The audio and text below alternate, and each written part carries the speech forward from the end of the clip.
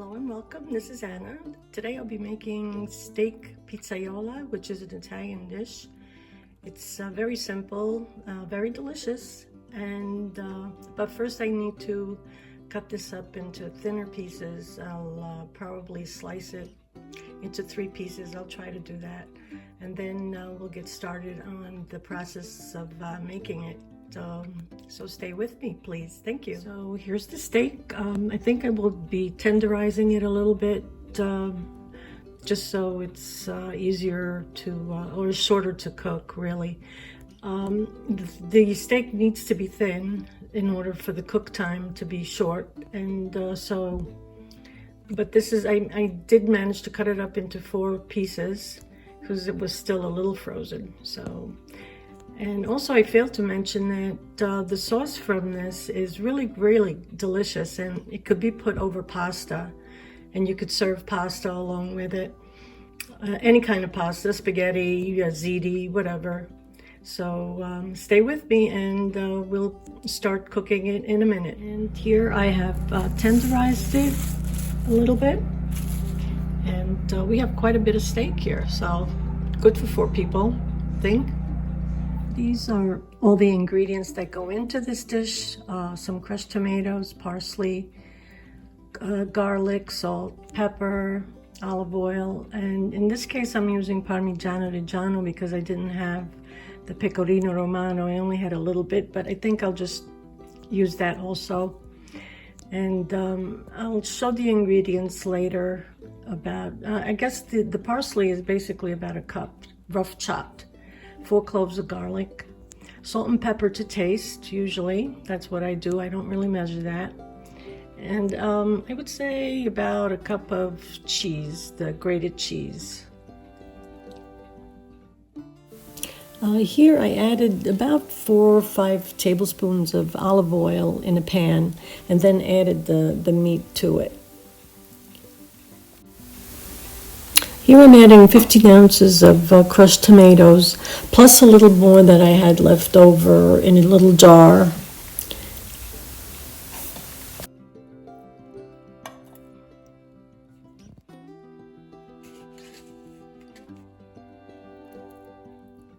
Some garlic, the 4 cloves of garlic that I had chopped up.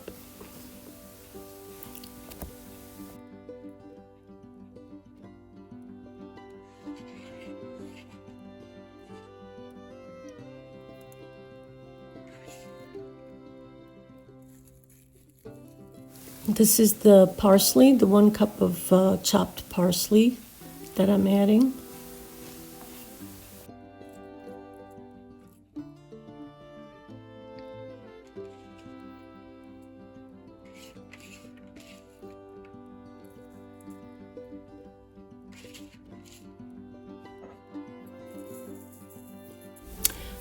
Here I'm adding salt. I would say about maybe a half a teaspoon of salt goes in, and then the pepper is just a taste.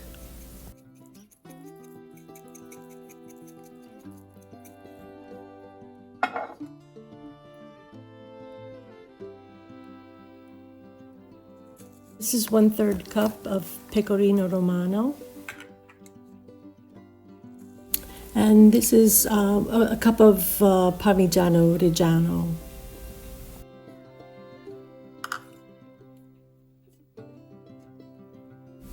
I just wanted to mention that I haven't turned on the burner yet. I'm just fixing everything first. I'm preparing it first, and then I will turn on the burner at a very low temperature. And here I'm also adding a little bit of olive oil on top.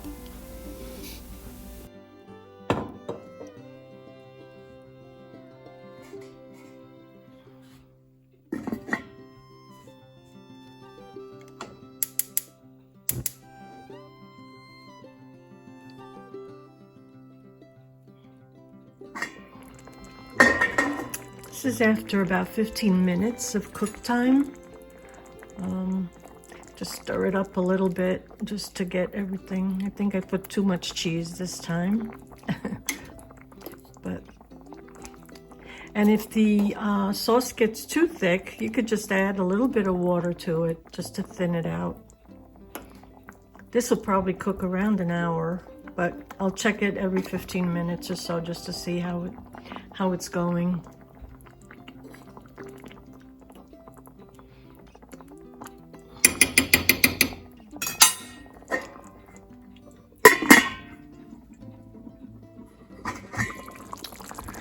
Wow, this is about 40 minutes later, and it's boiling way too much, so I'm gonna have to change the burner.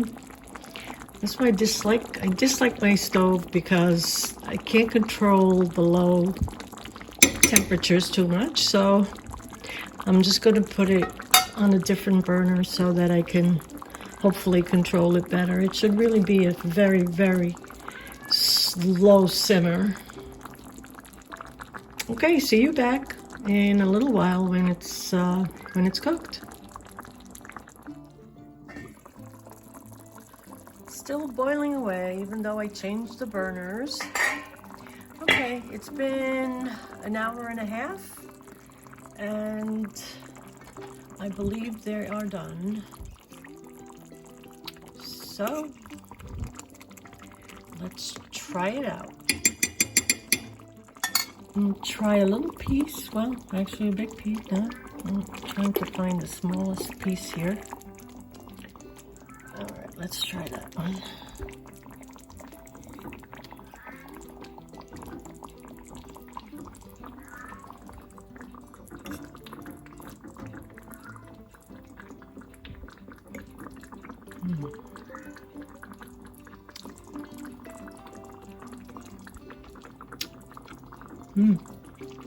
Delicious. The meat's nice and tender, and we are done. Just shut the burner off. So how you can fix this, you can put this in a plate alongside some pasta with the sauce on top of that, on top of the pasta, and have a good meal. It's very tasty, so I do hope you do give it a try. My personal favorite for this, the type of meat for this, would be chuck, because it has fat on it, and I love steak with fat on it, so that's my personal favorite. But this is just as good. The elk came out very tender this way. So if you hunters out there would like to try something different, try this. It's really good. See you next time. This is how I plated it up, and it was very good. It was delicious, especially with a glass of red wine. It was really good. So hopefully you'll try it, and I'll see you next time.